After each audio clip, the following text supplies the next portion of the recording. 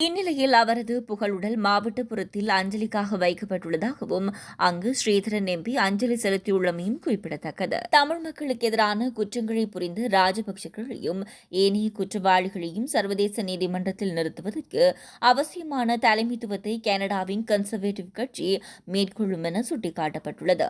Harvest of hope நிகழ்வில் கலந்து கொண்டு உரையாற்றிய கனடாவின் பிரதான எதிர்க்கட்சியான கன்சர்வேட்டிவ் கட்சியின் தலைவர் பியர் பொய்லிவ் இந்த கருத்தை பகிரங்கமாக முன்வைத்துள்ளார். இது தொடர்பில் கருத்து வெளியிட்ட அவர், அடுத்த தேர்தலில் தான் பிரதமராக தெரிவு செய்யப்பட்டால் இலங்கையில் போர்க்குற்றங்களில் ஈடுபட்டதாக குற்றம் சாட்டப்பட்டிருக்கும் தரப்பினரை சர்வதேச நீதிமன்றத்துக்கு கொண்டு செல்வேன். குறித்த நடவடிக்கை அவசியமான தலைமைத்துவத்தை வழங்க தயாராக உள்ளேன். முன்னதாக தமிழ் மக்களுக்கு எதிராக இனப்படுகொலையை நிகழ்த்திய இலங்கை அரசாங்கத்தை தனிமைப்படுத்த தண்டிக்கும் நோக்கில் 2013ஆம் ஆண்டு கொழும்பில் நடைபெற்ற பொதுநலவாய மாநாட்டை தமது கட்சியைச் சேர்ந்த கனடாவின் முன்னாள் பிரதமர் ஸ்டீவன் ஹார்பர் புறக்கணித்தார். மேலும் கனடாவின் வளர்ச்சிக்கு தமிழ் மக்கள் ஆற்றிய பங்களிப்பு பெரிதும் பாராட்டத்தக்கது.